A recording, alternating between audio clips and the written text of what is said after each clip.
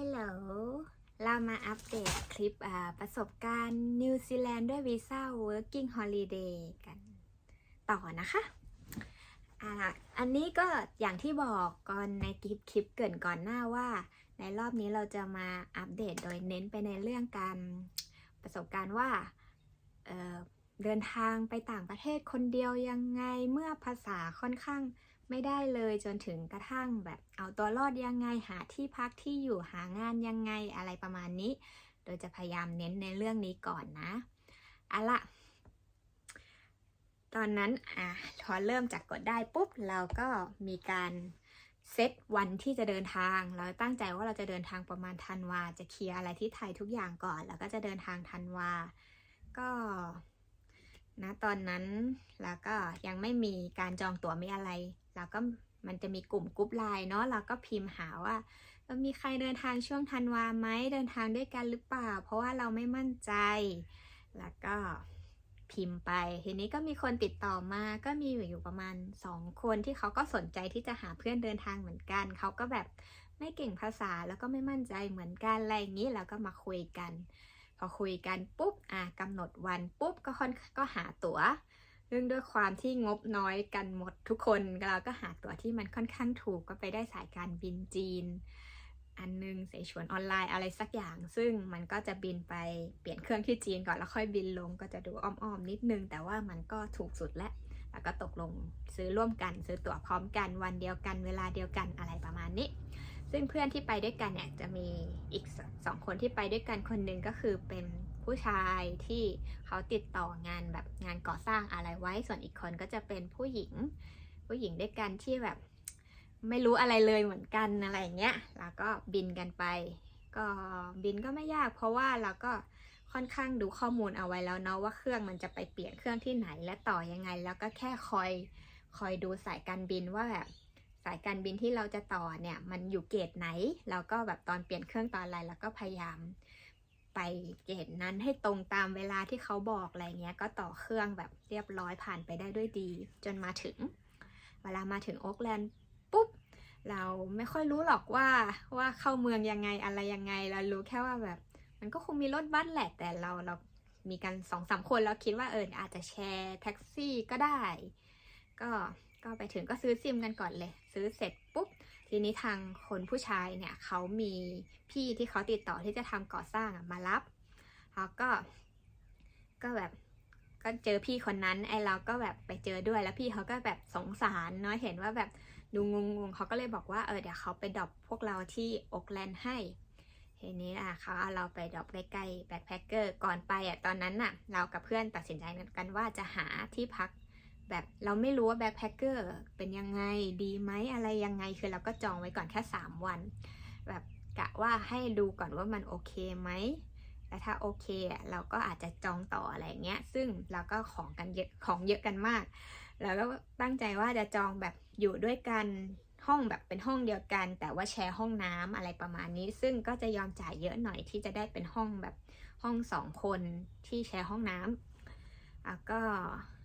หลังจากไปถึงปุ๊บอย่างแรกที่ทำเลยคือเอาเรซูเม่ที่เตรียมไว้เยอะมากๆเนี่ยไปเดินดรอปแต่ก่อนเดินดรอปเราอยากจะรู้แบบคร่าวๆก่อนอย่างแรกก่อนดรอปเลยนะคือเดินรอบเมืองก่อนประมาณรอบหนึ่งเดินรอบหนึ่งแล้ววันถัดมาแล้วก็เอาไปเดินดรอปก็ตามร้านที่เรารู้สึกสนใจก่อนเราจะเซตไว้2 อย่างคือร้านสนใจกับร้านทั่วๆไปอะไรเงี้ยแล้วก็ไปเริ่มจากร้านที่สนใจดรอปแบบcan I give you resume if you wanna start ก็ชี้ number อะไรอย่างเงี้ยคือแบบก็แบบใช้ง่ายๆเนาะแล้วก็ชี้ก็ไปฝากเขาไว้ทีนี้ก็มีร้านไทยร้านหนึ่งติดต่อมาหนูพี่อยากได้พนักงานแต่ว่ามาลองงานกันก่อนอะไรอย่างนี้ก็ไปลองงานเรายังไม่พูดว่าจะไม่พูดเรื่องรายละเอียดงานก่อนนะเพราะว่ามันจะยาวก่อนนี้ก็เริ่มจะแบบยาวแล้ว ก็แล้วก็ได้งานร้านไทยและอีกงานหนึ่งที่หาได้มันจะเป็นงานนวดซึ่งตอนนั้นก็ช่างใจว่าจะทำร้านไทยร้านนี้หรือว่าจะทำนวดดีก็ ก็คิดว่าเรามาใหม่ๆเรายังไม่มีสกิลอะไรเลยถ้าเรามีสกิลนวดติดตัวมันก็ดีนะอย่างน้อยไปที่ไหนอะไรยังไงก็ไม่อดตายก็เลยเราเลือกร้านนวดส่วนเพื่อนคนนั้นอะทำร้านไทยก็เป็นการแบบทำนั่นแหละแล้วก็แยกกันทำในตอนทำร้านนวดอะเราทำแล้วเราก็ไปเจอเพื่อนคนหนึ่งซึ่งแบบก็ยังแบบหาที่พักหาอะไรเหมือนกันอะไรอย่างเงี้ยก็แบบก็ค่อนข้างเริ่มมาสนิทกัน3 คนทำร้านนวดไปได้ประมาณเดือนครึ่งประมาณเดือนหนึ่งก่อนแล้วเริ่มรู้สึกว่าเขากดเราร้านเนี่ยรู้ว่าเราอ่ะไม่ได้นวดน้ำมันเขาก็แบบเขาบอกเขาสอนแหละแต่เขาก็หักเงินเราเขาหักเงินค่าสอนไป$150แล้วเขาก็คิดเงินเราต่อชั่วโมงอ่ะน้อยกว่าคนอื่นๆคือคนอื่นเขาให้เกือบ$30ต่อชั่วโมงแบบตามเรทเปอร์เซ็นต์เนาะก็ตกอยู่ประมาณ25 28 29 30อะไรอย่างเงี้ยแต่เขาให้เราแค่20ต่อชั่วโมงแล้วก็ให้อย่างเงี้ยมาตลอดซึ่งงานเขาก็ไม่ค่อยให้เราเขาก็จะแบบคนนี้ไม่เอาพี่ไม่ส่งเราไปพี่ส่งเราแค่คนง่ายๆอะไรประมาณเนี้ยเราก็จะได้เงินแบบน้อยมากค่อนข้างมากๆเลยในเดือนแรกที่อยู่หลังจากนั้นเราก็แบบคุยกับพี่อีกคนว่าเราไม่ค่อยโอเคแล้วนะเราแบบอยากหางานใหม่ก็เริ่มหางานที่2ที่หาได้เพราะว่าเปิดเจอในกลุ่มไลน์แล้วเขาลงว่ามีงานร้านอาหารไทยต้องการคนที่เวลลิงตันแล้วก็คุยติดต่อกับพี่เขาไปว่าแบบมีกัน2 คนนะคือจากตอนแรกเรามี3 คนใช่ไหมคนที่บินมาพร้อมกันเลยเขาตัดสินใจไปทำโรงงานแพ็คหอยแมลงภู่เขาบินไปเกาะใต้ไปอยู่กับเพื่อนเขาแต่ว่าเรายังไม่พร้อมที่จะไปแบบนั้นแล้วก็แบบเราก็เป็นเรากับพี่คนที่แบบอยู่ร้านนวดนี่แหละ2 คนที่แบบรู้สึกว่าทางร้านมันค่อนข้างกดเกินไปแล้วก็ทางด้านที่พักตอนแรกเราอยู่แบ็คแพคเกอร์แล้วก็ย้ายจากแบ็คแพคเกอร์ไม่ถึงกับย้ายเราต้องการจะต่อแต่เราต่อไม่ได้แบ็คแพคเกอร์ที่อยู่เขาบอกว่าเต็มวันถัดไปจากที่เราจองเต็มหมดแล้วต่อไม่ได้เราก็เลยย้ายไปอีกแบ็คแพคเกอร์หนึ่งอยู่อีกแบ็คแพคเกอร์หนึ่งได้ประมาณ 2-3 อาทิตย์เราตัดสินใจว่าเราจะไปอยู่เป็นแชร์เฮาส์เป็นคล้ายๆแบบอพาร์ตเมนต์ไม่ถึงกับแชร์เฮาส์หรอกเป็นอพาร์ตเมนต์ห้องหนึ่งแล้วมันมี2 ห้องนอนแล้วก็จะเป็นคู่ทอมดี้อะไรเงี้ยที่เขาแบบไซน์คอนแทคเขาอยากหาคนมาแชร์แต่เขาค่อนข้างแบบคนไทยด้วยกันเองเนี่ยแหละแต่เขาโกงคนไทยด้วยกันเองก็เรียกว่าโกงก็ไม่ถึงเรียกว่าเอารัดเอาเปรียบเขาจะแบบเรียกบอลเราค่อนข้างสูงแล้วเขาก็จุกจิกทุกอย่างของทุกอย่างที่อยู่ในห้องเขาไม่ให้เราใช้เขาบอกว่าถ้าเราจะใช้เราต้องจ่ายเงินเขาเพื่อเหมาว่าจะขอใช้ของด้วยกันหรือการอยู่การอะไรแล้วมันค่อนข้างอึดอัดเขาก็จะแบบสตริกอันนั่นอันโน้นอันนี้เงินอะไรเขาก็แบบพยายามจะเรียกให้ได้มากที่สุดที่จะมากได้พอมีเพื่อนคนหนึ่งออกเขาก็แบบคิดเราเพิ่มหรืออะไรประมาณเนี้ยแล้วบวกกับงานที่แบบได้เงินน้อยมากๆกดเรามากๆแล้วก็อึดอัดเนาะแล้วก็หางานที่2ที่หาได้ก็เพราะเจอในกลุ่มไลน์ที่เราอยู่นั่นแหละมีคนแชร์แล้วเราก็ทักไปแต่ทีนี้เขาไม่รับ2 คนเขารับแค่คนเดียวก่อนแต่แบบเราอยากไปแล้วเราก็คุยกับเพื่อนว่าเราจะไปนะทางเพื่อนยังไงเพื่อนก็แบบงั้นไปแต่อาดับหน้าด้วยกันแล้วก็จองตั๋วเครื่องบินอะไรทุกอย่างทีนี้เรื่องที่พักอีกแหละที่พักเราก็หาแบบเปิด Agoda แล้วก็หาที่เป็นโฮสเทลที่มันแบบราคาถูกก็ได้ที่หนึ่งอยู่ในใจกลางเมืองเป็นห้องพักแชร์2 คนใช่ตอนแรกเราหาแบบแชร์2 คนก่อนแล้วก็ได้เป็นห้องพักนั้นแล้วก็จองไปห้องพักนั้นพอหลังจากไปถึงปุ๊บนี่ก็แบบไปคุยงานกับพี่ที่ติดต่อไว้ร้านอาหารไทยแล้วก็ทางเราก็แบบรู้สึกว่าร้านอาหารไทยมันเริ่มประมาณ 5-6 โมงจนถึง 4 ทุ่ม 5 ทุ่มแล้วก็มีเวลาว่างช่วงกลางวันแล้วก็อยากจะทำอะไรสักอย่างแล้วก็เลยคิดว่างานที่มันเหมาะที่มันจะทำลงตัวช่วงกลางวันควรจะเป็นงานคลีนงานโรงแรมงานอะไรก็ได้และด้วยความที่ภาษาเราไม่ได้ก่อนหน้านี้เราอยู่กับคนไทยใช่ไหมร้านนวดไทยเพื่อนอีกคนอยู่กับร้านอาหารไทยแล้วมานี่เราก็อยู่กับร้านอาหารไทยอีก แล้วก็รู้สึกว่าเราควรแบบขยับขึ้นอีกสเต็ปหนึ่งอยู่กับฝรั่งแต่สามารถทำงานได้ก็ควรจะเป็นงานแบบงานคลีนงานทำความสะอาดอย่างน้อยเราก็ไม่ต้องพูดภาษาแต่ว่าเราก็ได้แบบได้ฟังได้มีเพื่อนฝรั่งอะไรอย่างนี้แล้วก็ลองสมัครวิธีการสมัครนะก็คือตอนนั้นเปิด Google Map เปิดดูว่าแบบมีโรงแรมตรงไหนตรงจุดไหนประมาณแบบใกล้ๆเราแล้วเรารู้สึกสนใจถ้าเรารู้สึกสนใจแล้วก็จะทำลิสต์ทำไว้3อย่างคือลิสต์ที่แบบสนใจมากอยากทำมากลิสต์ที่2คือแบบลองลงมาถ้าอันแรกไม่ได้เลยจริงๆแล้วก็จะทำแบบก็จะสมัครลิสต์ลองลงมาและอันที่3ก็คือแบบอะไรก็ได้สมัครไปให้เราได้มีงานอะไรอย่างนี้ทีนี้วิธีการที่เราสมัครก็คืออันแรกอาจจะมีประมาณ 5-6 ที่แล้วก็คลิกเข้าไปแต่ละที่คลิกเว็บไซต์นั้นเลยนะเข้าไปเสร็จปุ๊บเขาก็จะมี contact แล้วก็ไปคลิก contact หรือคลิกตรง career อะไรที่เขาแบบสมัครงานมันก็จะมีอีเมลเอาไว้ว่าอีเมลของโรงแรมเนี้ยอีเมลอะไรเราก็แบบณตอนนั้นคือเรซูเม่ที่เราปริ้นไว้มันไม่อัปเดตและเราอยากได้แบบที่อยู่ที่มันเป็นที่อยู่อัปเดตแล้วก็เป็นแบบเบอร์อัปเดตแต่เราไม่รู้จะไปปริ้นที่ไหนเราก็เลยใช้วิธีส่งอีเมลก็ส่งไปแบบฉันหางานก็แบบไปหาตามใน Google ที่เขาบอกว่าการส่งเมลหางานยังไงแล้วก็เอามาเกลาๆให้มันเป็นภาษาเราก็แบบเอาต้นฉบับเขามาแล้วก็ลองเปลี่ยนบางอย่างให้มันเหมาะสมกับเราอะเนาะแล้วก็ส่งไปว่าแบบฉันหางาน ก็วันผ่านไปแบบวัน2 วันก็ยังไม่มีใครตอบแล้วก็ส่งแบบล็อตที่2ไปก็ส่งไปจนกระทั่งผ่านไปสักพักก็มีที่หนึ่งติดต่อกลับมาบอกว่าฉันจะเรียกมาสัมภาษณ์นะมาแบบฉันต้องการคนอะไรอย่างนี้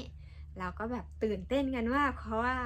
ก็ภาษาที่บอกภาษาแบบไม่ได้ต่ำต้อยต่ำเตี้ยเรียดินมากแล้วก็แบบเขาอยากจะสัมภาษณ์ฉันจะพูดอะไรต้องเตรียมคำสัมภาษณ์ยังไงก็เปิด YouTube ดูสัมภาษณ์ยังไงแบบฟังคร่าวๆแล้วก็เครียดมากแต่ปรากฏไปถึงเวลาเราไม่ต้องพูดอะไรเลยค่ะเขาพูดอย่างเดียวเลยเขาพูดแบบว่างานเขาจะเป็นประมาณนี้ประมาณนั้นทำงานหนักได้ใช่ไหมงานมันเป็นงานคลีนนะก็แต่ละคนก็คงคลีนได้อยู่แล้วเราก็แบบประมาณพูดเขาก็ไล่ยาแล้วเขาถามนิดหน่อยเราก็ตอบแบบตอบเป็นคำๆเขาก็รู้ว่าภาษาเราไม่ค่อยเก่งแต่ด้วยความที่แบบงานมันเป็นงานทำความสะอาดเขาก็พูดแล้วเขาต้องการคนด้วยเขาก็พูดขึ้นมาว่าไม่เป็นไรภาษาไม่ค่อยเก่งไม่เป็นไรเพราะว่างานมันไม่ได้ใช้ภาษาอยู่แล้วก็ค่อยๆแบบฝึกค่อยๆฟังกันไปแค่เข้าใจว่าเขาอยากให้เราทำงานอะไรก็โอเคแล้วอะไรอย่างนี้ก็เลยแบบโอเคแฮปปี้นะที่ทำงานก็ทำเป็นคอนแทคมาได้ให้เลยเนาะเขาบอกว่าวีซ่าเราได้3 เดือนใช่ไหมอยู่เริ่มวันนี้นะแล้วก็จะไปจบวันนี้นะเขาก็แบบปริ้นมาให้เลยว่าตามสัญญาคือเริ่มนี่และจบนับไปอีก3 เดือนอะไรเงี้ยซึ่งเหมือนเป็นการบังคับเราไกลๆว่าให้เราเซตกันว่าให้เราเซตว่าเราอยู่เมืองแน่ๆละ3 เดือนต้องทำที่นี่ให้จบสัญญาถ้าจบสัญญาเราก็อาจจะได้แบบ reference ที่ดีอะไรประมาณนี้ก็งานที่2ก็จะเป็นประมาณนี้แล้วทีนี้ด้วยความที่แบบเป็นคนบ้างานเนาะตอนเช้าทำโรงแรมตอนเย็นทำร้านอาหารและถ้าเกิดบางวันที่แบบร้านอาหารไม่มีงานหรือโรงแรมไม่มีงานเราเดินไปเจอร้านนวดเป็นร้านนวดแบบในเมืองนี่แหละไปเจอร้านนวดอยู่ร้านหนึ่งแล้วก็เลยเข้าไปถามว่าพี่ต้องการคนไหมคะหนูนวดเป็นนะคือจะเป็นจากร้านแรกมานิดหน่อยก็แบบบอกเขาว่าเป็นเขาก็แบบเข้ามาสิเข้าเมื่อไหร่ว่างเมื่อไหร่ก็เข้ามาแล้วก็บอกเขาตั้งแต่แรกเลยนะว่าเราแบบไม่ขอเรามีงานหลักนะเรามาได้แบบบางวันอะไรอย่างเงี้ยซึ่งก็วันไหนว่างแล้วก็บอกพี่เจ้าของแล้วก็เข้าไปก็คือณตอนนั้นทำ3 งานโรงแรมร้านอาหารถ้าโรงแรมหยุดหรือร้านอาหารหยุดก็ค่อยไปแจมนวดด้วยนิดหน่อยทีนี้ทำจนครบ3 เดือนครบ3 เดือนของเวลลิงตันปุ๊บเพื่อนที่อยู่ด้วยกันณตอนนั้นเขาบอกว่าเขาอยากจะกลับไทยถ้าเขากลับไทยแล้วเราล่ะทำยังไงซึ่งก่อนเขากลับไทยเราอยากอย่างน้อยเราอยู่เกาะเหนือเนาะเราก็อยากแบบวนรอบเกาะเหนือเพื่อดูว่าเพื่อเที่ยวแบบ หมู่บ้านฮอบบิทเพื่อเที่ยวโรโตรัวเทาปัวอะไรอย่างเงี้ยที่เขาแบบเที่ยวกันในเกาะเหนือก็วางแผนกันว่าจะเช่ารถเที่ยวพอเช่ารถปุ๊บแล้วก็เช่ารถเที่ยว3 วัน2 คืนวนตั้งแต่หมู่บ้านฮอบบิทเทาปัวโรโตรัววนกลับระหว่างวนกลับเราขอพี่เขาว่าขอพี่ดรอปโรงงานนึงหน่อยได้ไหมหนูเปิดเจอตอนนั้นมีเพื่อนคนนึงแล้วแบบรู้จักกันแล้วก็แอดIG กันแล้วเราเห็นเพื่อนคนนั้นอะแชร์สตอรี่ว่าเขาทำแพ็คกิ้งอยู่ที่แพ็คกิ้งกีวีอยู่ที่เมืองหนึ่งอยู่จุดเนี้ยเราแชทไปถามเขาเพิ่มว่าแบบที่ไหนหรอ give me address ได้ไหมอะไรอย่างเงี้ยก็แบบใช้แบบภาษาง่ายๆเนาะเขาก็ให้ที่อยู่มาแล้วก็เลยแวะเข้าไปก็ไปบอกเขาว่าขอใบสมัครแล้วก็เขียนตอนนั้นก็นั่งเขียนแล้วก็เขียนทิ้งไว้แล้วก็ไม่ได้อะไรแล้วก็กลับมาทำงานปกติทีนี้อยู่เขาก็ส่งเมลมาว่าแบบพร้อมเริ่มงานเมื่อไหร่แล้วถัดไปจะเปิดช่วงวันนี้นะอะไรอย่างเงี้ยแล้วมันเป็นจังหวะที่แบบจบจากที่เวลลิงตันเพื่อนจะกลับไทยพอดีเป็นจังหวะที่งานนี้ติดต่อมาพอดีแล้วก็เลยตั้งใจว่าโอเคเราจะไปทำอันนี้ไหนๆก็ได้อันนี้และเราอยากจะไปลองทำแต่ประเด็นก็คือภาษาไม่ได้เลย ภาษาเริ่มได้นิดหน่อยแต่ว่าฟังไม่ค่อยได้การฟังกีวีจะเป็นคนที่พูดแบบฟังยากมากการฟังก็เหมือนแบบต่ำไปเลยแต่การที่พอได้คือการเขียนสื่อสารนะตอนนั้นที่แบบพอเอาตัวรอดได้คืออะไรก็ได้ให้เขาพิมพ์มาแล้วเราจะก๊อปคำนั้นไปลง Google Translate แล้วมันก็จะแปลมาแล้วเราอยากพิมพ์อะไรแล้วก็จะพิมพ์ภาษาไทยใน Google พอมันแปลเป็นอะไรปุ๊บแล้วก็ค่อยแบบก็ไม่ถึงกับก๊อปจ๋าเนาะเราก็แบบพยายามเลือกให้มันเป็นประโยคด้วยไม่ใช่แบบ Google Translate 100%แล้วก็พยายามแบบเอาไปลงบอกเขาอะไรอย่างนี้ซึ่งตอนนั้นพอเพื่อนกลับไทยปุ๊บเราได้งานนี้แหละทีนี้การที่จะอยู่ที่หนึ่งได้มันไม่ใช่แค่งานมันจะต้องมีงานอะไรที่อยู่ที่ไหนอาหารการกินหายังไงมันต้องมีประมาณ3 อย่างการเดินทางด้วยเดินทางแบบไหนเดินทางไปทำงานที่จะสามารถเอาตัวรอดได้พอได้งานปุ๊บถึงขั้นหาที่อยู่และโชคดีที่ตอนที่ไปโรงงานนั้นตอนนั้นเราถ่ายรูปที่บอร์ดเขามาแล้วที่บอร์ดมันจะมีแปะโฆษณาบ้านพักแชร์เฮาส์นู่นนั่นนี่มีเบอร์มาสิ่งที่เราทำก็คือเรา Google Translate เตรียมคำว่าแบบฉันต้องการหาที่พักในช่วงเดือนนี้เป็นต้นไปโดยที่ทำงานคือที่นี่อะไรเงี้ยคือเป็นพารากราฟที่เราเตรียมไว้เนาะแล้วก็ส่งข้อความไปแต่ละเบอร์ส่งซึ่งเขาก็ส่งกลับมาเหมือนกันเต็ม ส่งกันมาเต็มหมดเลยจนกระทั่งมีบางที่มีประมาณ 2-3 ที่บอกว่าฉันว่างเข้ามาดูนะแล้วก็เลือกที่หนึ่งในใจที่แรกที่เลือกก็เป็นที่แบบอยู่ใกล้ที่ทำงานดูแล้วแบบเดินได้ประมาณสัก 15-20 นาทีจากที่ทำงานแต่ประเด็นคือจะประมาณ40 กว่านาทีจากตัวเมืองที่ไปลงด้วยความไม่รู้อะไรเลยตอนนั้นคือแบบโอเคและบอกเขาว่าโอเคฉันจะไปนะอันนี้แล้วก็หาการเดินทางก็คือการที่นั่งจากโอ๊คแลนด์คือไปเริ่มจากโอ๊คแลนด์นั่งรถไกรฮาวธรรมดานั่นแหละมาลงในตัวหน้าเมืองแล้วก็จากเมืองไปถึงที่พักก็เห็นว่ามันประมาณสัก40 นาทีก็ตั้งใจว่าฉันจะเดินก็แบบเตรียมตัวแล้วก็เดินจริงๆแหละพอเขามาลงปุ๊บก็เดินเข้าไปจนถึงที่พักก็ด้วยความที่ติดต่อค่ะและบอกเขาเรียบร้อยว่าฉันจะมาถึงวันนี้นะเวลาประมาณนี้นะเพราะว่าเวลารถไปถึงอะไรเราก็บอกเขาคร่าวๆได้เนาะเขาก็รอเราอยู่แล้วไปถึงก็ทักทายแล้วก็เขาก็ถามว่าแบบจะหาเป็นคาราวานหรือเป็นห้องแชร์บอกว่าเป็นห้องแชร์ไม่มีรถ แล้วก็เดินมานะเนี่ยอะไรอย่างเงี้ยเขาก็แบบโอเคมีเตียงว่างพอดีมีคนออกพอดีเขาก็แนะนำเราแล้วก็ให้เราอยู่ที่ห้องเป็นแชร์ห้องแชร์4 เตียงเป็นเตียงแบบเขาเรียกอะไร เตียงบักเบดเป็นเนาะไม่ใช่เป็นเตียง2 ชั้นนะไม่รู้เพราะเราภาษายังไม่ค่อยได้นะตอนนี้เป็นเตียงแบบประมาณเนี้ยมีชั้นบนมีชั้นล่างแล้วก็แบบเป็นเตียงแล้วก็ได้อยู่ชั้นบนก็ที่พักเรียบร้อยที่ทำงานมีและการเดินทางเท่าที่ดูก็จะเดินตั้งใจว่าเดี๋ยวจะเดินไปทำงานแล้วก็เดินเข้าไปพอถึงเวลาที่เขานัดแล้วก็เข้าไปเดินไปก็เขาเลือกเป็นกะดึกเนาะเพราะว่ากะดึกจะได้เงินเยอะกว่ากะกลางวันกะดึกก็จะเริ่มประมาณช่วงเย็น5 โมง 6 โมงไปจนถึงตี 3 ตี 4แล้วก็เดินไป20 นาทีไปถึงไปเข้างานพอเราทำงานใหม่มันก็จะมีหัวหน้ารายการผลิตเขาก็แบบมาถามว่าเดินใหม่เป็นยังไงพนักงานใหม่ยังไงบ้างเดินทางมายังไงก็บอกฉันเดินมาจากตรงนี้ประมาณแบบ20 นาทีแล้วก็เขาก็แบบตกใจเขาก็บอกว่าอ้าวแล้วกลับล่ะแล้วกลับยังไงเดี๋ยวฉันจะเดินกลับไม่ได้นะมันดึก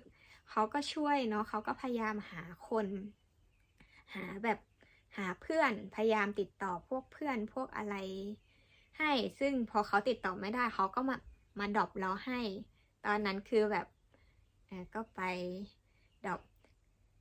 มาอัปเดตเรื่องภาษาก่อนภาษานะตอนนั้นน่ะคือได้แบบง่ายๆได้แบบคำง่ายๆหรือการพูดง่ายๆซึ่งเขาต้องพูดช้าๆให้เขาพูดเร็วเขาพูดแนวกีวีเราจะไม่รู้แล้วพอเราไม่รู้ปุ๊บหน้าเราจะแบบงงแบบฮะแต่เราก็จะพูดคำว่า can you speak slowly แบบเขาก็จะพูด slow ให้คำไหนไม่ได้สมมติเขาพูดมาประโยคยาวๆแล้วคำไหนเขาแบบเราไม่เข้าใจเราก็จะพูดคำนั้นทวนคำนั้นแล้วเราก็ทำหน้าแบบงงๆแล้วก็แบบ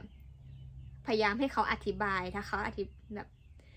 เขาก็จะพยายามอธิบายด้วยคำง่ายๆหรืออะไรอย่างเงี้ยแล้วก็พอแบบไปวัดไปวาได้แบบก็เอาตัวรอดมาได้เนาะจนจบกีวีพอหลังช่วงไม่เขาเรียกอะไรช่วงระหว่างกีวีเนี่ยช่วงที่ก่อนจะจบกีวีดัน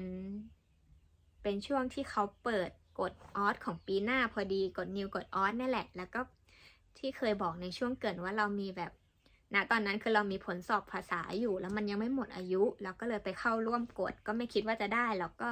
เน็ตตอนนั้นคือแบบต่ำมากๆอยู่ที่ประมาณไม่ถึง1 กิกคือแบบ0 จุดอะไรสักอย่างแล้วก็ไปกดด้วยเทคนิคเดิมเลยกดลีสรุปได้จ้า ได้เฉยได้ของออสตอนนั้นคือแบบจองตั๋วกลับไทยด่วนเลยเพราะว่าเราต้องกลับมาสัมภาษณ์ดย.เนาะก็จองตั๋วกลับไทย3 อาทิตย์ข้ามเรื่องกลับไทยไปก่อนถ้าเกิดว่าใครอยากรู้ว่าใน3 อาทิตย์แบบเราสามารถรับใบดย.และสมัครออสตรวจสุขภาพได้ทันได้ยังไงเป็นการแบบทำแบบไหนอะไรยังไง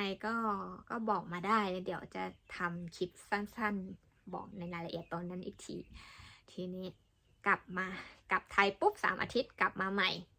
ม่ทีนี้อยากได้ทำงานเกาะใต้เพราะว่าเราอยู่ประมาณ6 เดือน3 เดือนครึ่งแล้วก็ตอนทำกีวีทำจนจบซีซั่นเริ่มประมาณพฤษภาจนจบซีซั่นมิถุนาอะไรประมาณนี้ก็เดือนครึ่งก็รวมกันแล้วประมาณ6 เดือนและอยู่ที่เกาะเหนือแล้วก็แบบเรามานิวซีแลนด์ทั้งที่เราอยากจะเห็นเกาะใต้แบบเกาะใต้เป็นยังไงก็หางานเกาะใต้ซึ่งแล้วก็ยังไม่เก่งเรื่องการเข้าไปหางานในเว็บไซต์หรืออะไรเท่านี้ส่วนมากก็ได้งานจากเพื่อนแนะนำงานเนาะเท่าที่ฟังมาส่วนมากงานจะได้จากแบบกลุ่มไลน์ที่เขาแบบแปะโพสกันรอบนี้ก็เหมือนเดิมค่ะได้งานตอนจากกลุ่มไลน์ก่อนมีเพื่อนคนหนึ่งมาลงว่าร้านอาหารไทยญี่ปุ่นที่เทคโปต้องการคนแบบสนใจก็แบบสมัครมานะแล้วก็เลยติดต่อไปแล้วเขาก็แบบวิดีโอคอลสัมภาษณ์กับเจ้าของแล้วก็แบบพูดแบบเขินก็พูดเฮ้ยนะแกเขาก็แบบ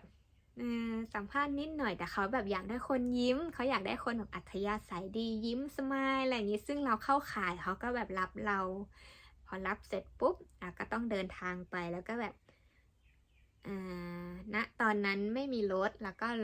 บินไปลงเสร็จก็จองรถเหมือนเดิมจองรถเกฮาจองแบบ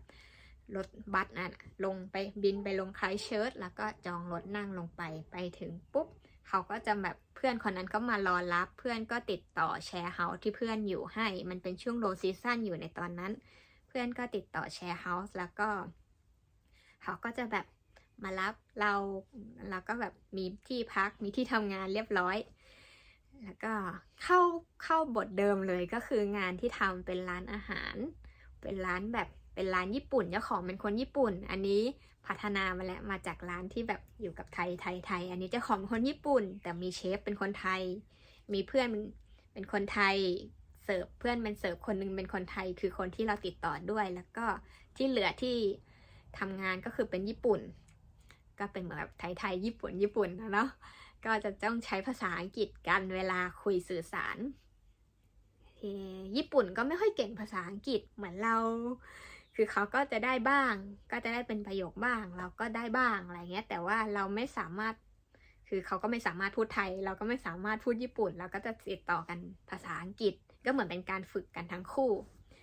นะตอนนั้นก็หางานโรงแรมด้วยเข้าบทเดิมที่บอกว่าเราทำงานร้านอาหารแล้วก็จะทำเน้นช่วงเย็นร้านอาหารก็จะมีกลางวันบ้างบางวันซึ่งก็ไม่ค่อยเยอะคือเขาเปิดกลางวันบ้างแต่คนเขาก็ต้องหมุนเวียนว่าคนนี้ทำคนนั้นทำอะไรเงี้ยแล้วก็ส่วนมากงานก็จะเป็นชิปเย็นแล้วก็หางานกลางวันก็ไปสมัครที่โรงแรมเป็นโมเตลรอบนี้เป็นโมเตลก็แบบไม่ตอนสมัครสมัครเหมือนเดิมเป๊ะเลยเข้า Google Map ดูว่าแบบแถวนั้นมีโรงแรมอะไรบ้างก็ใส่ไปเลือกไว้5 ที่ปรากฏเขาตอบกลับมา4 ที่จ้าตอบมาว่าอยากให้เข้ามาสัมภาษณ์อะไรนี้4 ที่เราก็ไปนะไปหมดเลย4 ที่ไปแล้วก็ได้มา2 ที่ที่แบบสนใจก็คือโรงแรมใหญ่เปเปอร์โฮเทลกับอีกโรงแรมหนึ่งคือโมเตลแบบใกล้ๆที่ทำงานโดยแบบโรงแรมใหญ่เขาอยากให้เราทำเต็มเวลาอยากให้เราทำตามตารางที่เขาจัดให้แต่ว่าโมเทลเขาบอกว่าตารางยืดหยุ่นได้เรามาแบบวันที่เราสะดวกอะไรเงี้ยซึ่งเราก็แบบเราไม่อยากเสียงานแรกที่เราติดต่อเขามาเนาะเราอยากแบบยึดอันนั้นเป็นงานหลักเราก็เลยเลือกอันที่เป็นโมเดลแล้วก็ทำสลับกันอย่างเงี้ยแหละโดยที่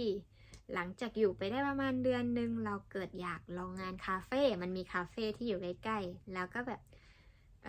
ส่งเมลไปสมัครเหมือนเดิม ส่วนมากคือแบบต้องกล้าก็คือก็ดูหาคอนแทคแล้วก็ลองสมัครก่อนส่งเมลก็ได้หรือว่าส่งเรซูเม่ก็ได้อันนี้เราก็ส่งเมลสมัครเหมือนเดิมกรอกเข้าไปเสร็จปุ๊บ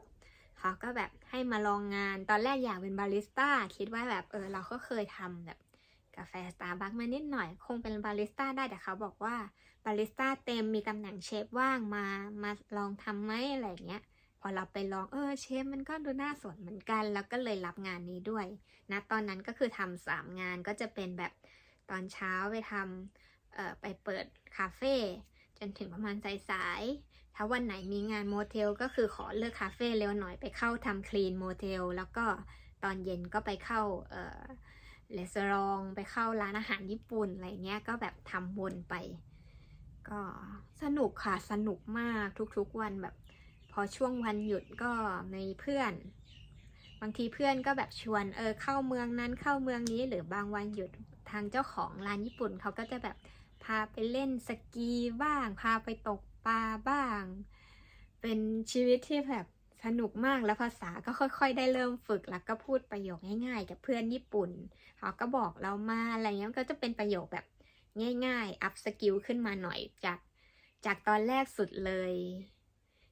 อยู่โอ๊กแลนด์ใช้อยู่แต่กับคนไทยพูดแต่ภาษาไทยอยู่เวลลิงตันเราพูดภาษาญี่ปุ่นไม่ใช่แล้วพูดภาษาอังกฤษบ้างแล้วฟังส่วนนี้ไม่ค่อยพูดแค่ Hi how are you แล้วก็แค่ฟังแล้วก็อยู่แพ็กกีวีได้ฟังมากขึ้นแล้วก็ได้พูดบ้างนิดหน่อยพอมาอันนี้แล้วก็มีเพื่อนแล้วก็ได้พูดแล้วก็แบบก็ค่อยๆพัฒนาไปเรื่อยนะภาษาจนอันนี้ทำได้3 เดือนเหมือนเดิมเราทำจนครบ3 เดือนเลยของงานหลักร้านอาหารพอครบ3 เดือนปุ๊บตอนนั้นวีซ่าเหลือประมาณ2 เดือนจะหมดเหลือประมาณแบบ ตอนนั้นตุลาเนาะพฤศจิกาธันวาเรามีวีซ่าหมดตอนอาทิตย์ที่2 ธันวาเราก็รู้สึกว่าเฮ้ยถ้าเราปล่อยไปนานกว่านี้เราจะสมัครอีกงานหนึ่งไม่ได้แล้วนะเราต้องรีบสมัครงานแล้วนะก็เลยลองแบบหาทีนี้ได้ไอเดียจากเพื่อนที่ทำด้วยกันเขาบอกก่อนที่เขาจะมาทำที่เนี่ยเขาอยู่เทียนาวเขาก็พูดชื่อเมืองแล้วก็แบบชื่อเมืองอะไรนะก็เสิร์ชมันก็ไปจุดอยู่จุดหนึ่งใน Google เลยควีนทาวลงไปอีกแล้วแบบแล้วก็รู้สึกว่าเอ้ยเรายังไม่เคยไปเที่ยวแถวนั้นไปแถวนั้นมันก็ดีเหมือนกันนะอะไรอย่างนี้แล้วก็รอบนี้เราสมัครผ่านเว็บไซต์เปิดเว็บไซต์ทุกอย่างเริ่มจากเปิด Google ก่อนงานในเทียนนาแล้วก็แบบเทียนนาวจ็อบแบ็คแพคเกอร์อะไรเงี้ยก็ใส่เป็นวอร์ดไปมันก็ขึ้นมาบางเว็บแล้วก็ค่อยๆเข้ารายละเอียดแต่ละเว็บแล้วก็อันไหนที่มันมีแบบรับสมัครอันนี้มีรับสมัครอะไรเงี้ยเราก็แบบส่งไปทุกที่ก็ส่งจนกระทั่งมีการตอบกลับมาจากโรงแรมหนึ่งเป็นโรงแรมแบบค่อนข้างใหญ่ในนั้นluxury hotel เดี๋ยวจะขึ้นชื่อโรงแรมให้ละกันเพราะว่าตอนนี้จำไม่ค่อยได้ มันเป็นโรงแรมที่เป็นมีร้านอาหารด้วยแล้วก็มีตัวโรงแรมเขาก็บอกมาว่าเขาต้องการมี2 ตำแหน่งroom attendant หรือตำแหน่งที่แบบ kitchen hand อะไรอย่างเงี้ยซึ่งเราอยากมีสกิล kitchen hand เรามีสกิลทำความสะอาดมาเยอะแล้วเราก็บอกเขาว่าขอทำ kitchen hand ได้ไหมเขาก็แบบได้แล้วก็เวลาคุยติดต่อดีลงานนะสิ่งที่เราควรที่จะบอกจริงๆที่ดีลกับเขาเราควรจะแบบดีลเรื่องวันเวลาเริ่มงานแล้วก็ถามเรื่องที่อยู่อะไรอย่างนี้ซึ่งตอนแรกที่เราถามเขาไปเขาบอกว่าไม่มีที่อยู่พนักงานเต็มแล้วก็พอที่อยู่เต็มปุ๊บวิธีที่เราจะตัวรอดง่ายๆคือเราก็หาแบ็คแพคเกอร์หรือโรงแรมอะไรก็ได้ที่ถูกๆแล้วก็เสิร์ช Agoda เหมือนเดิมว่าแบบตรงนั้นมีโรงแรมอะไรก็ไปได้ YHA อยู่ช่วงหนึ่งแล้วก็บุ๊กไปก่อนอาทิตย์หนึ่งว่าไปถึงไปดูแนวโน้มก่อนแล้วถ้าเรามีเพื่อนมีอะไรเพื่อนก็อาจจะแบบแนะนำที่พักอะไรให้เราได้ทีนี้เราบุ๊กปุ๊บเราไปถึงไปคุยที่ทำงานก็โอเคเริ่มงานวันนี้เราไปเริ่มงานเรียบร้อยเริ่มได้ประมาณสัก2-3 วันเขาก็มาคุยเฮ้ยมีที่อยู่ไหมตอนนี้อยู่ที่ไหนตอนนี้ที่อยู่พนักงานว่างนะมาอยู่กับเขาก็จะหักวีคละ100จากเงินที่เราได้เลยแล้วก็ย้ายมาได้เลยแล้วก็แบบโอเคแล้วก็แบบไปทำการย้ายของเข้าที่อยู่พนักงานแล้วก็ทำซึ่งงานที่ทำงานสุดท้ายเนี่ยเป็นงานโรงแรมในสวนคือเขาจะมีคิทเช่น2 อันคิทเช่นแฮนด์ก็คือถ้าอยู่ด้านล่างจะเป็นคิทเช่นแฮนด์ร้านอาหารคำว่า kitchen hand ของเขาคือเน้นล้างจานก็เหมือนเป็นงานล้างจานนั่นแหละก็ล้างจานให้ร้านอาหารหรือด้านบนจะเป็นงานบุฟเฟ่ล้างจานให้บุฟเฟ่ซึ่งตอนแรกเราได้ทำร้านอาหารก่อนแล้วสักพักเขาย้ายไปบุฟเฟ่แล้วเราเป็นคนทำงานเร็วเขาก็แบบงั้นอยู่บุฟเฟ่เพราะว่าเราทำทันก็จากที่ไม่เคยล้างจานมาก่อนได้ไปล้างจานครั้งแรกก็เป็นอะไรที่แบบเรียนรู้ใหม่ได้แต่มันก็สนุกนะคือเขาบอกเราก็แบบเปิดน้ำร้อนเอาจานลงพอคราบมันแบบเริ่มโดนน้ำร้อนเริ่มแบบลอกเราก็แค่แบบช่วยแบบขัดนิดหน่อยแล้วก็เอาไปตั้งในแหลกตั้งแล้วก็ดันเข้าเครื่องล้างปิดเครื่องล้างหลังจากนั้นก็จะเป็นการแบบยกการเก็บจานการอะไรอย่างเงี้ยซึ่งมันก็แบบค่อนข้างสนุกแล้วก็ได้อะไรใหม่ๆมากและในตอนทำตอนนั้นมันจะมีแก๊งเด็กญี่ปุ่นเป็นแก๊งที่มาจากทางญี่ปุ่นเลยทางมหาลัยเป็นเด็กมหาลัยเรียนโรงแรมการจัดการและทางที่มหาลัยเขาส่งมาเพื่อให้มาฝึกงานต่างประเทศเด็กพวกนี้เขาก็เห็นเราเป็นเพื่อนคือเขาเด็กกว่าเราเนาะเขาจะเป็นแบบเด็กมหาลัยเขาก็จะแบบเห็นเราเป็นเพื่อนแล้วก็ปฏิอย่างนั้นอย่างนี้คือเขาแบบพยายามเล่าเรื่องพยายามบอกนั่นบอกนี่คือก่อนหน้านี้ที่ผ่านมาที่บอกว่าภาษาเราเริ่มขึ้นมามันขึ้นมาจนถึงขั้นเป็นเซนเทนซ์เป็นประโยคแต่ว่าแก๊งเด็กญี่ปุ่นเนี่ยเล่าเรื่องเป็นราวคือเหมือนกันขยับจากเป็นเซนเทนซ์มาเป็นพารากราฟมาเป็นการเล่าเรื่องแล้วด้วยความที่เขาก็ไม่ได้เก่งภาษาคือแบบการเล่าเรื่องของเขาคือเล่าแล้วพยายามทำมือให้เห็นภาพ ฉันไปเจอ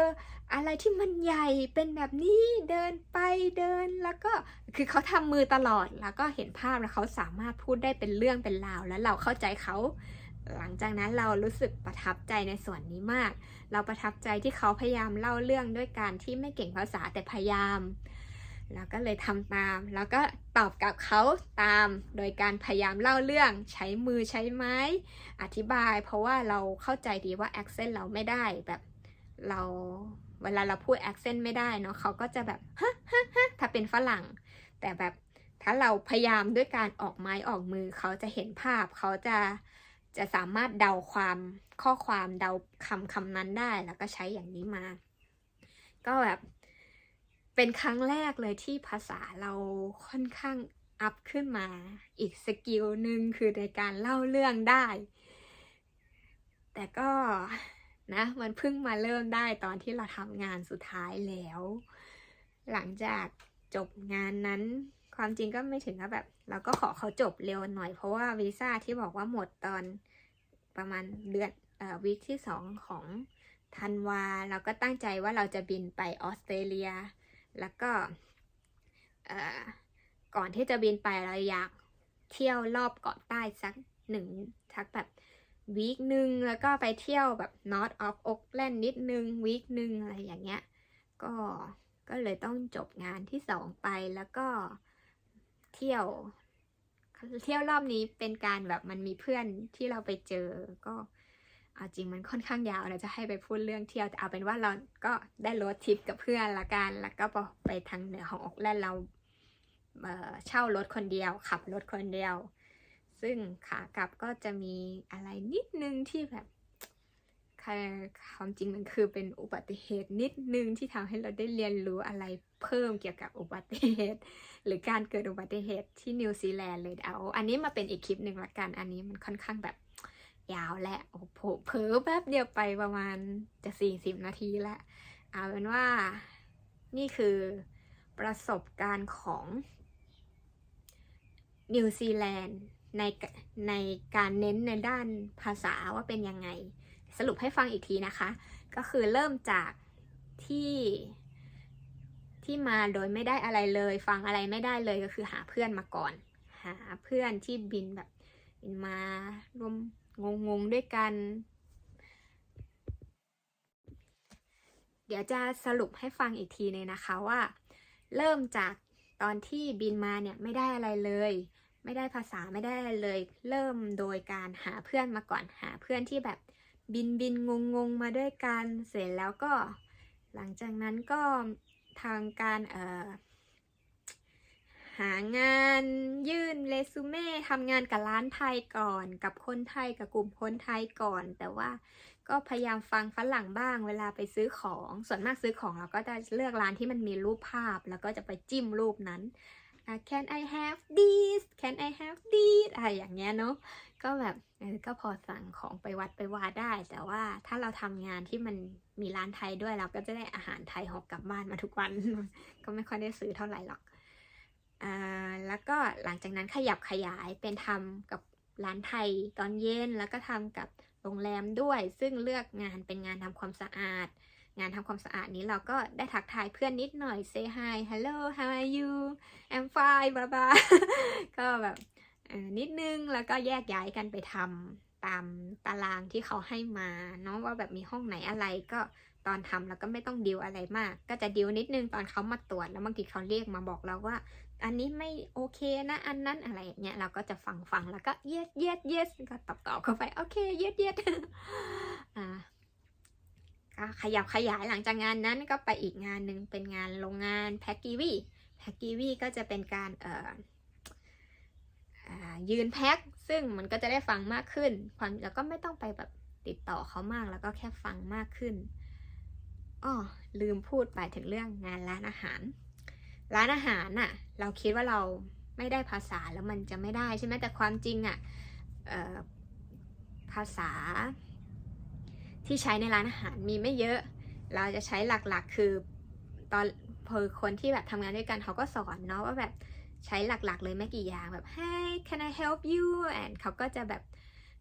บอกบางทีเขาเรียกมาสั่งอาหารแล้วก็ยืนแบบ ยืนรอเขาออเดอร์เขาก็จะบอกเราว่าอันไหน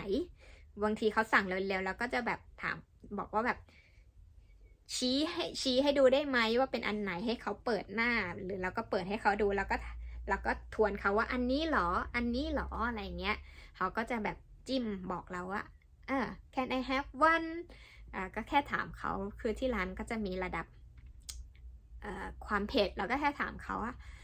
how spicy would you like or something เขาก็จะแบบชี้มาหรือไม่ก็แบบเวลาเขาจะต้องเลือกเนื้อเราก็ถามง่ายๆเลย what meat would you like เขาก็จะแบบชี้มาก็จะมีแค่ประมาณเนี้ยแล้วก็แบบทวนออเดอร์ให้ถูกต้องว่าแบบอันนี้นะเปิดเมนูไปด้วยอันนี้ใช่ไหม1ใช่ไหมแบบนี้โอเคต้องการแบบข้าวไหมอะไรอย่างเงี้ยก็มันก็แบบก็เอาตัวรอดมาได้ค่ะ ทีนี้ไปถึงงานแพ็กกีวี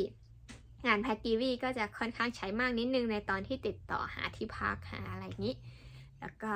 พอไปถึงตอนทำงานก็ระหว่างทำงานแล้วก็ไม่ได้คุยอะไรกับใครมากแต่ก็มันจะเป็นการฝึกด้านการฟังอีกแหละเขาก็จะแบบบางทีก็บอกเราว่าให้ทำอย่างนี้นะการคัดเกรดคัดอย่างนี้นะเขาก็จะมายืนประกบเราแล้วก็สอนเราแล้วก็พูดสอนแต่เราไม่จำเป็นต้องแบบตอบกับอะไรเขามากส่วนใหญ่ภาษาที่เราได้พูดก็จะเป็นแบบ Hi how are you where you from อะไรแบบง่ายๆแล้วก็จะแบบได้ประมาณนั้นเดินมาถึงลงเกาะใต้หลังจากกลับไทยปุ๊บกลับมาเปิดลงเกาะใต้อันเนี้ยเรามีเพื่อนเป็นแนวเพื่อนและเป็นเพื่อนที่แบบอยู่บ้านเดียวกันไปทำงานด้วยกันอะไรอย่างเงี้ยเพื่อนคนญี่ปุ่นมันก็จะเป็นการแบบคุยกันมากขึ้นคุยกันในการรายละเอียดกันแบบเป็นเพื่อนประสบการณ์ต่างๆอะไรอย่างนี้แต่ว่าก็จะได้เป็นแบบประโยคนิดๆหน่อยๆก็แบบก็อัพขึ้นมาอีกนิดนึงได้ประโยคนิดๆหน่อยๆแล้วก็ตอนที่ทำงานคลีนก็เพื่อนที่ทำงานคลีนมันเป็นงานที่ไม่กดดันว่างานที่เกาะใต้ที่เคยทำอันนั้นน่ะเพื่อนก็จะเป็นแนวเพื่อนจ๋าเขาก็จะเล่าเรื่องราวประสบการณ์อะไรของเขาเราก็จะได้แบบรับรู้เพิ่มค่อยๆจำประโยคเพิ่มตอนนั้นคือในหัวก็จำประโยคง่ายๆมาแบบได้เยอะแหละแต่เราแค่ไม่ค่อยเก่งด้านการพูดเรารู้สึกว่าเราพูดไม่เข้าใจจนกระทั่งมาถึงงานสุดท้ายภาษางานสุดท้ายที่ได้ก็คือแรงบันดาลใจจากญี่ปุ่นที่พูดเป็นเรื่องเป็นราวด้วยภาษามือและเราอยากพูดกับเราก็เลยพูดกับด้วยภาษามือจนกระทั่งเราสามารถติดต่อสื่อสารกันได้เป็นพารากราฟได้เห็นภาพก็อันนี้เป็นงานสุดท้ายก็เหมือนกับขึ้นมาอีกขั้นหนึ่งแล้วก็จบปีนิวซีแลนด์1 ปีเต็มได้แค่นี้แหละภาษาแต่ก็มันก็ถือว่าพัฒนามากเลยนะถึงจากที่แบบไม่กล้าไม่ได้อะไรเลยจนเริ่มเข้าหัวจนเริ่มพูดได้แบบเป็นพารากราฟง่ายๆคือแบบพัฒนาจริงๆค่ะก็อันนี้จบนิวซีแลนด์ในเรื่องของด้านการฝึกสกิลภาษาและความจริงเรายังไม่ได้ลงลึกเรื่องเงินเนาะเรื่องเงินจริงๆของนิวมันมีไม่มากอะไรพูดแบบคร่าวๆเลยก็เริ่มจากแบบเดือนครึ่งแรกไม่ได้อะไรเลยจนมาถึงหลังจากนั้นเราเริ่มเก็บเงินได้นิดหน่อยตอนที่ทำงานโรงแรมแล้วมันมีเงินเข้ามาประจำแล้วก็งานร้านอาหารคือเงินไว้ใช้งานโรงแรมคือเงินไว้เก็บก็เริ่มเก็บได้แต่กลับไทยเงินลดหวบ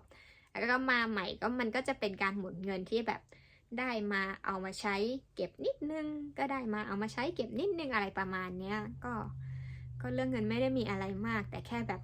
พอได้งานก็จะได้เงินก็จะเอาตัวรอดได้จากที่แบบไม่กล้ากินอะไรก็กินได้มากขึ้นอะไรอย่างเงี้ยถ้าเรื่องเงินพีคๆเลยจะเป็นของออสเตรเลียซึ่งก็จะมาเป็นคลิปต่อไปแล้วจะมาสรุปเงินให้ฟังทีหลังนะคะแต่ว่าอันนี้คลิปนี้ยาวมากแล้วขอจบไว้ก่อนละกันเนาะจบประสบการณ์นิวซีแลนด์ working holiday scream วีซ่าที่